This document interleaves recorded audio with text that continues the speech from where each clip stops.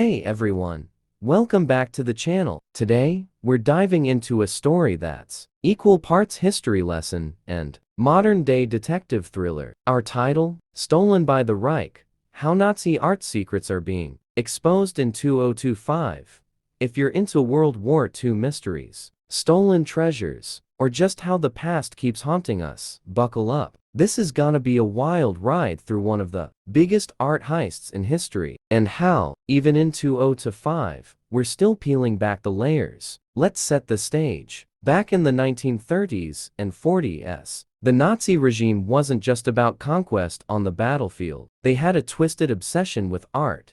Adolf Hitler dreamed of turning Linz, Austria, into the cultural capital of his thousand-year Reich, complete with a massive F-room museum stuffed with the world's finest masterpieces. But they didn't buy this stuff fair and square. No, the Nazis looted it systematically, ruthlessly from museums, private collections, and especially from Jewish families across Europe. It all ramped up with the Anschluss in 1938. When Germany annexed Austria, Jewish art collectors like the Rothschilds saw their priceless collections seized overnight. Then came the invasion of Poland in 1939, and the floodgates opened. The Einsatzstab Reichsleiter Rosenberg, or for short, was Hitler's special task force dedicated to plundering cultural artifacts. Led by Alfred Rosenberg, these guys combed through occupied territories, confiscating paintings, sculptures, furniture, you name it. They justified it as safeguarding art from the war. But really, it was theft on a grand scale. Hermann Göring, the Luftwaffe chief and Hitler's right-hand man, was the ultimate art hoarder. He amassed over 1,800 pieces for his personal collection at Carenhall, his lavish estate. Göring traded looted art like baseball cards, swapping with dealers and even forcing sales from terrified owners. One infamous case, the Goudstikker gallery in Amsterdam. Jacques Goudstikker, a prominent Jewish dealer, fled the Netherlands in 1940, but died in a tragic accident at sea. His massive collection, over 1,400 works, fell into Nazi hands through a forced sale. Masterpieces by Rembrandt, Rubens, and others vanished into the Reich's vaults. By war's end, estimates say the Nazis stole around 600,000 artworks from across Europe. That's not just paintings. We're talking sculptures, tapestries, even entire libraries. Much of it ended up in salt mines, like Altau See in Austria, where Allied forces later discovered hidden troves. The Monuments Men, those brave American and British officers immortalized in the George Clooney movie, raced against time to recover it all. But here's the kicker. Not everything was found. Tens of thousands of pieces are still missing today, hidden in attics, private collections, or sold on the black market. Fast forward to 2025, and the secrets are bubbling up like never before. Advances in technology, dogged researchers. We covered the massive scale of Nazi art theft during World War II, around 600,000 works stolen from across Europe, hidden in mines, and scattered after the war. Now, let's zoom in on the people who orchestrated this cultural crime spree. These weren't just soldiers. They were high-ranking Nazis with a personal passion for art, or at least, for possessing it. First up, Adolf Hitler himself. Long before he became Führer, Hitler was a failed artist rejected from Vienna's Art Academy. That rejection fueled his obsession. He planned the Führer Museum in Linz, Austria, as his personal showcase, filled with looted masterpieces. Hitler personally approved lists of art to seize, prioritizing German and Northern European works that fit his Aryan ideals. He saw art as propaganda way to rewrite history and glorify the Reich. But the real art baron? Hermann Göring. As head of the Luftwaffe and Hitler's second-in-command, Göring built one of the largest private collections in history, over 1,800 pieces. He wasn't subtle about it. Göring visited occupied Paris in 1940, strolling through the Jeu de Paume Museum like it was his personal gallery. He traded, bartered, and outright demanded works from terrified dealers. One favorite tactic: forced sales, where owners got pennies or nothing. Göring even had his own art advisor, Bruno Lohse, who handled deals in occupied territories. Lohse later became infamous, a PBS documentary in February 2025 exposed how he and other dealers profited for decades, keeping networks alive long after the war. Then there's Alfred Rosenberg and the Einsatzstab, Reichsleiter Rosenberg. This was the official looting unit, with thousands of staff cataloging and shipping art to Germany. They targeted Jewish collections first, calling it safeguarding from Jewish degeneracy. In France alone, they plundered over 20,000 works from Jewish families. Rosenberg's team created detailed inventories. Ironically, those records help us trace pieces today. Many of these looted works ended up in private hands or hidden. After the war, some Nazis fled with their spoils. Argentina became a haven. Rat lines helped war criminals escape. That's where the big 2025 breakthrough came in. In August 2025, Dutch journalists spotted an 18th century portrait of a lady by Giuseppe Gheslandai in a real estate listing for a house in Mar del Plata. The home belonged to Patricia Cagin, daughter of Friedrich Cagin, a top Göring financial advisor who looted art and diamonds before fleeing to Argentina. Cagin died there in 1978, rich and unpunished. The discovery sparked raids. Police found the Gheslandai painting, plus over 20 works by Henry Matisse from the 1940s, and other suspicious pieces. The couple faced charges for concealment. This wasn't random. Cagin had direct ties to Göring's looting operations. It's chilling how these families held onto stolen treasures for generations. Meanwhile, modern monuments men are stepping up.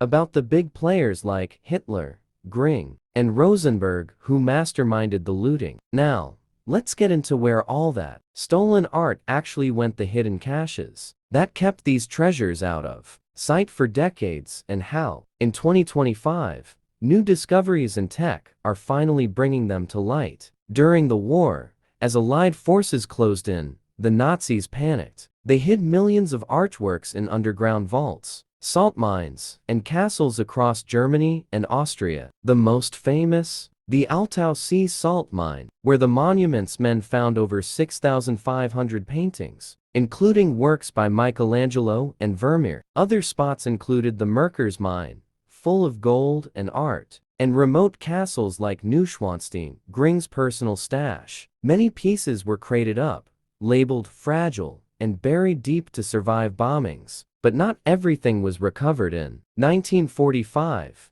tens of thousands of works slipped through the cracks, some destroyed, others sold on the black market, or quietly taken by fleeing Nazis. South America, especially Argentina, became a safe haven via rat lines. Fugitives like Friedrich Cagin, a Göring advisor who looted diamonds and art, escaped with spoils. His family held onto pieces for generations. That's what exploded in 2025. In August, Dutch journalists from Algemeen Dagblad spotted Giuseppe Gheslandai's 18th century portrait of a lady in a real estate listing for a Mar del Plata home. The house belonged to Patricia Cagin, Friedrich's daughter. The painting came from Jock Goudstikker's Jewish collection, seized after his 1940 death. It hung right above the sofa, hidden in plain sight for 80 years. The story went viral. Argentine police raided the property. Initially, the painting vanished, maybe moved, but Patricia later handed it over. Charges followed for concealment. Experts confirmed it matched the missing Goudstikker piece. This case shows how families passed down looted art like heirlooms, never questioning origins. Meanwhile, the monuments, Men and Women Foundation, the modern successors to the WWII team, scored big in September 2025.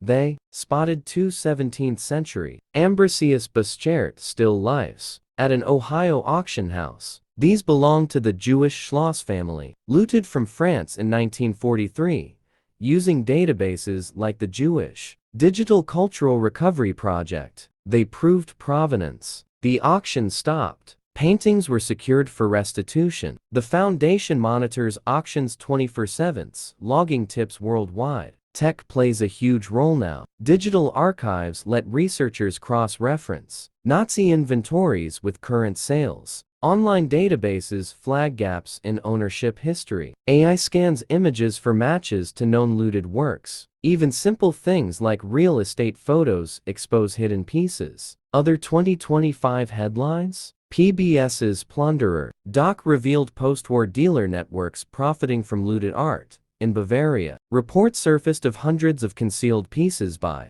Hey everyone, welcome back to the series. If you've been following along, we've covered the massive Nazi looting operation, the key figures behind it, and those shocking hidden caches that are still surfacing. In part 3, we talked about discoveries, like the Gislandi portrait in Argentina and the Buschert still lifes, pulled from an Ohio auction. Now, shift gears to the real game changer, technology. In 2025, advances in AI, digital databases, and online tools are exposing secrets that stayed buried for decades. For years, tracing Nazi looted art meant sifting through dusty archives, old Nazi inventories, and faded photographs. Researchers spent months cross-referencing names, dates, and descriptions manually. But today, everything's going digital. Groups like the Jewish Digital Cultural Recovery Project (GDSCRI) have built massive linked databases that connect scattered records from museums, governments, and private collections worldwide. These platforms let you search by artist, owner, or even inventory numbers from the looting lists. One huge breakthrough: generative AI and linked data. In 2025, the GDSCRI launched exhibitions and tools showing how AI decodes wartime records. It scans old documents, translates faded text,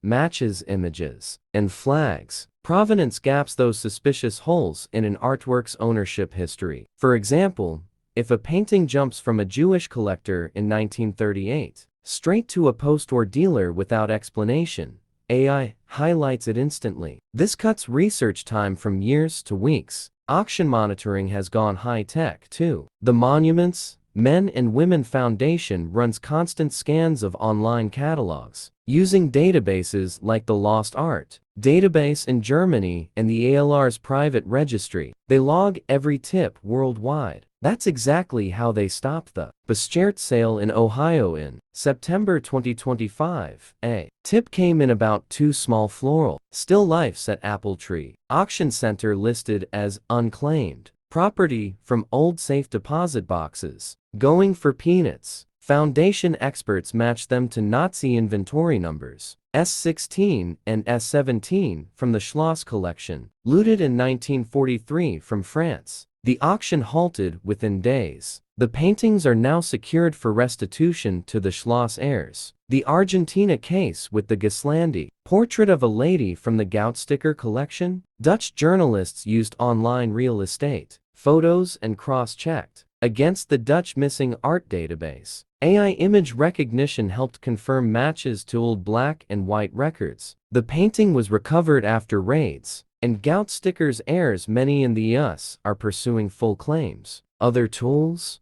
OCR Tech reads Gothic German text from a files, while semantic search pulls up related names across archives. The World Jewish Restitution Organization pushes museums to post provenance online, making gaps visible to anyone. In 2025, reports showed fewer US museums like the Met or MFA Boston. Hey everyone, thanks for sticking with us through the series on Stolen by the Reich, how Nazi art secrets are being exposed in 2025.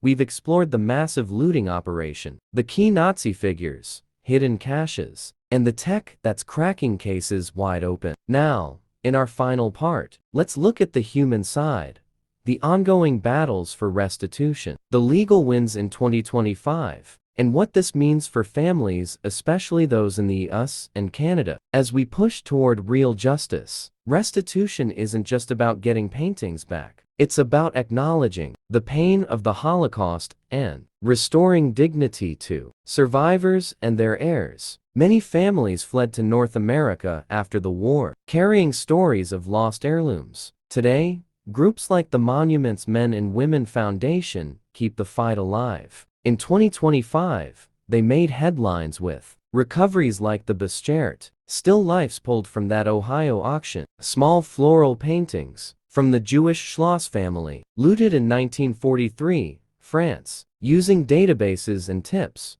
they proved the link and halted the sale, paving the way for return to heirs. The Argentina discovery with the Gislandi portrait of a lady from the Goudstikker collection, that case kept unfolding until late 2025, after Dutch journalists spotted it in a real estate ad. Raids recovered the painting from Patricia Kajian's home. Charges of concealment followed, and the piece, missing for 80 years, is now in authorities' hands, with Goudstikker heirs pursuing full claims. It's a powerful reminder: Nazi spoils traveled far, but persistence brings them home. On the legal front, 2025 was huge. The U.S. Senate unanimously passed the updated Holocaust Expropriated Art Recovery Here Act in December. This builds on the 2016 version, removing the 2026 expiration date, limiting defenses like statutes of limitations, and clarifying that claims get heard on merits, not technicalities. It denies international comity, dodges and strengthens protections for claimants. Bipartisan support from senators like Cornyn and Blumenthal shows real commitment. If the House passes it soon, it'll make U.S. courts a fairer venue for families here. Elsewhere, Germany launched a new arbitration tribunal in December 2025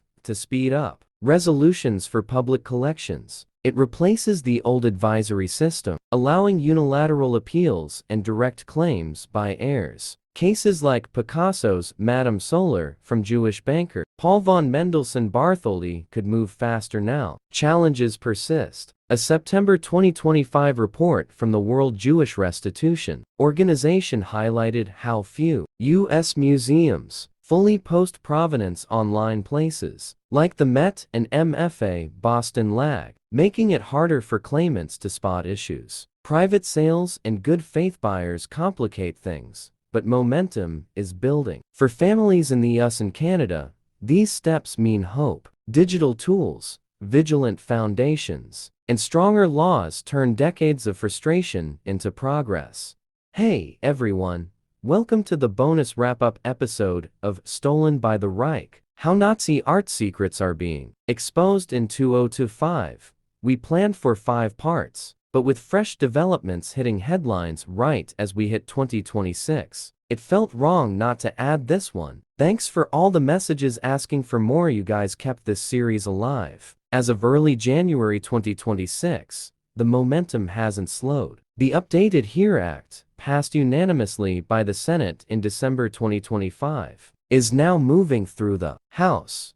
Legal experts say it's likely to become law this spring, giving claimants in the US, including many Canadian families with dual TIs, stronger tools to fight for justice without time-bar roadblocks. That means more cases could land in American courts, where Holocaust-era art claims get a real shot. The Argentina story with the Goudstikker collection keeps evolving. In late December 2025, Dutch authorities confirmed the portrait of a lady by Gislandi was formally transferred to a secure facility in Buenos Aires for provenance verification. Heirs in the Netherlands and the US are coordinating with lawyers, and there's talk of a full exhibition of recovered Goudstikker pieces once everything clears. It's one of the clearest examples of how Nazi looted art crossed oceans and stayed hidden in family homes for generations. Meanwhile, the Monument's Men and Women Foundation reported another quiet win just last week. A small drawing by Otto Dix, part of a German Jewish collection looted in 1938, surfaced in a private sale in Toronto. Using the same AI-assisted database matching we talked about, they flagged it, contacted the seller who claimed good faith, and the piece is now on hold pending restitution talks. This shows the network is truly global, from Ohio to Argentina to right here in North America. Why does all this still hit hard in 2026? Because it's not ancient history. The last Holocaust survivors are in their late 90s and early 100s for their children and grandchildren, many living in the US and Canada. These recoveries aren't just about money or beautiful paintings. They're about proof that their families existed, that their culture wasn't erased, that justice can still happen. Museums are feeling the pressure too. The World Jewish Restitution Organization's 2025 report got updated in January 2026 with new data. Over 30 major North American institutions still have incomplete online provenance for thousands of European works from 1933 to 1945. Some, like smaller regional museums, are stepping up voluntarily, posting full histories and reaching out to potential heirs. Others are dragging their feet, but public scrutiny and donor expectations are changing that. Looking ahead, 2026 could be even bigger, with better AI image recognition, expanded international databases, and hopefully the HERE Act signed into law. Experts predict more surprise finds. Private collectors are starting to come forward too. Hey everyone, it's great to be back with you for this extended look at Stolen by the Reich. We're now in January 2026, and the revelations from 2025 are still rippling through the art world and beyond. The discoveries we covered, like the Gislandi portrait in Argentina and the Bestchert still lifes in Ohio, aren't isolated wins. They're part of a growing wave that's bringing more pieces home, often with deeply personal stories attached. One of the most moving updates from early 2026 comes from the New York Times report on January 1.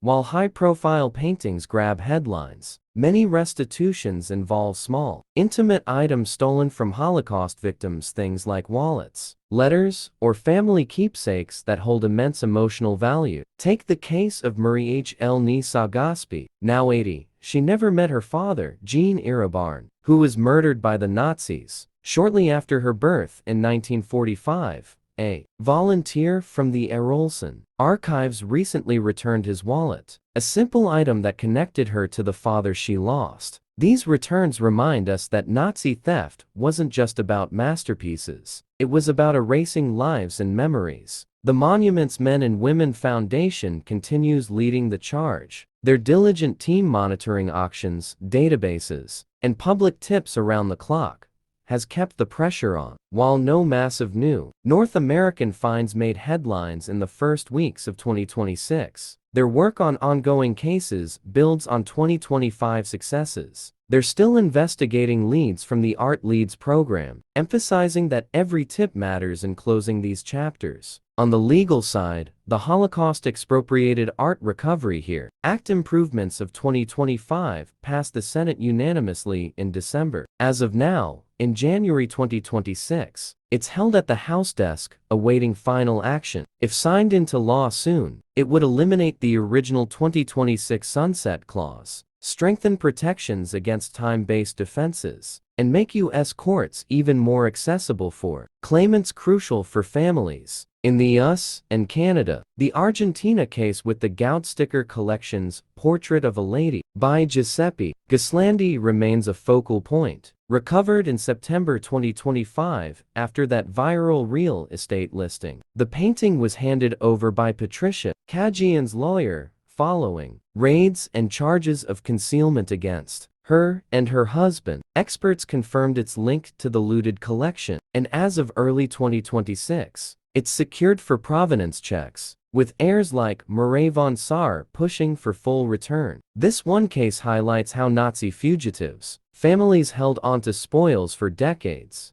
but accountability is catching up. Looking forward, 2026 promises more action. Conferences like the June event in Brussels on Nazi art theft in Belgium and Europe will dive into provenance research. Germany's new arbitration tribunal, launched late 2025, is streamlining claims, and with AI tools improving, more hidden pieces could surface. Hey everyone, welcome to what might be the final chapter in our Stolen by the Reich series, at least for now. It's January 9, 2026. And the story of Nazi looted art keeps evolving. The big 2025 discoveries we covered are still making waves, but recent reports remind us this isn't just about famous paintings. It's about people, families shattered by the Holocaust, small keepsakes carrying huge emotional weight, and the slow, steady push for justice that continues today. A powerful piece from the New York Times on January 1, 2026, highlights how restitution often goes beyond high-value art, for many heirs. The most meaningful returns are everyday items stolen from loved ones. Take Marie H. Elny Sagaspi, now 80. She never met her father, Jean Irabarne, a French resistance fighter who guided Jews to safety across the border into Spain. Arrested by the Nazis, he died in 1945, just months after her birth. In March 2025, a volunteer from the Arolsen Archives delivered his simple leather wallet to her in their small French town hall. It was a quiet moment of connection to a father she never knew, proof he existed, that his life mattered. These personal restitutions show the Nazis didn't just steal masterpieces. They erased identities, wallets, letters, photos, items with little market value but priceless to survivors' descendants. Organizations like the Arolsen Archives keep digging through archives, matching items to families. It's a reminder that every return, big or small, heals a piece of history. Meanwhile, the Monuments Men and Women Foundation stays vigilant. No massive new North American recoveries hit the news in early 2026, but they're still chasing leads through their Art Leads program. Their work on the 2025 Bestert Still Lifes and other cases continues, with auctions monitored globally. Tips from viewers like you remain key. If you spot something suspicious, reach out. On the legal front, the push to strengthen the Holocaust expropriated art recovery here act rolls on. The 2016 version, with its 6-year actual discovery statute of limitations, helped many claims, but it sunsets at the end of 2026. The proposed improvements, introduced in 2025 by bipartisan senators like Cornyn and Blumenthal, aim to remove that expiration, limit defenses like laches, and make U.S. courts fairer for claimants. As of now, it's still pending in the House, but experts expect movement soon. For families in the U.S. and Canada, this could open doors for more cases. The Argentina Gislandi Portrait of a Lady case from the Goudstikker collection, it's progressing slowly, secured in late 2025, after the real estate listing drama, and handed over amid concealment charges against Patricia Cagin. The painting is under provenance review in Buenos Aires. Heirs, including Mireille von Saar, continue their decades-long fight. Only about 200 of Goudstikker's 1,400 works have been returned.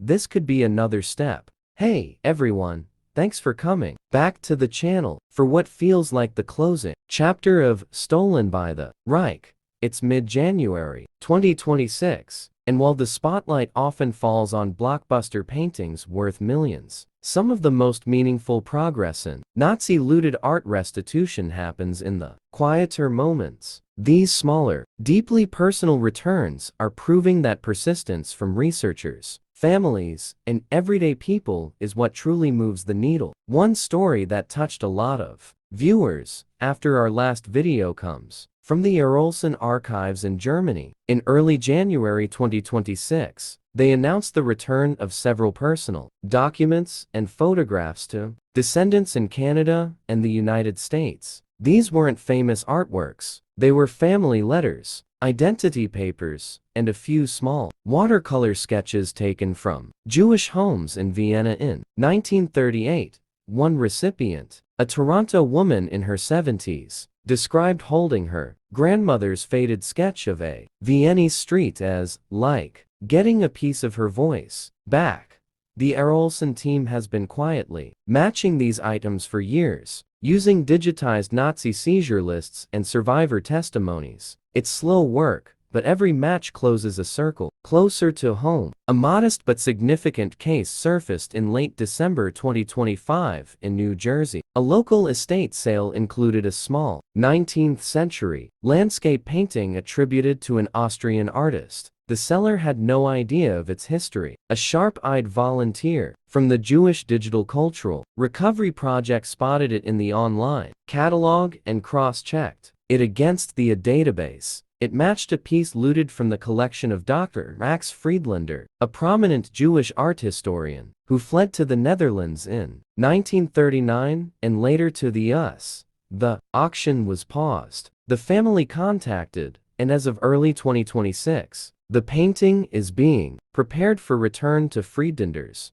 great niece in California. Small victories like this show how even regional sales can hide big secrets. The Monument's Men and Women Foundation keeps emphasizing public involvement. Their Art Leads program received over 200 new tips in the first weeks of 2026 alone, many from viewers in the US and Canada who recognized items from family stories or old photos. One tip from a Vancouver viewer led to the identification of a silver menorah taken from a Dutch synagogue in 1942, now being returned to the community that rebuilt after the war. Legally, things are still moving. The HERE Act Improvements Bill remains in the House as of January 9, 2026, with advocates pushing hard for a spring vote. Meanwhile, the new German arbitration tribunal has already accepted its first cases, including one involving a Kandinsky drawing from a Berlin collection. Faster,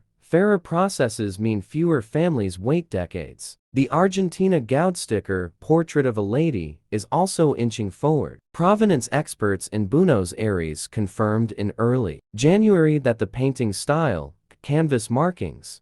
Hey, everyone. Thank you for joining me for this final wrap-up in the Stolen by the Reich series. It's January 9, 2026, and while the major breakthroughs of 2025, like the dramatic recovery of the Gislandi portrait of a lady in Argentina, continue to resonate, the work of restitution remains ongoing, often in quieter, profoundly human ways. These stories remind us that Nazi-looted art isn't just about grand masterpieces. It's about reclaiming fragments of lives stolen during the Holocaust. A standout recent example comes from the New York Times piece published on January 1, 2026, highlighting how restitution extends far beyond valuable paintings. For many heirs, the most treasured returns are simple personal items: wallets, letters, photographs that carry irreplaceable emotional weight. Marie H. Elney Sagasti, now 80, received her father's leather wallet from the Arolsen Archives in early 2025.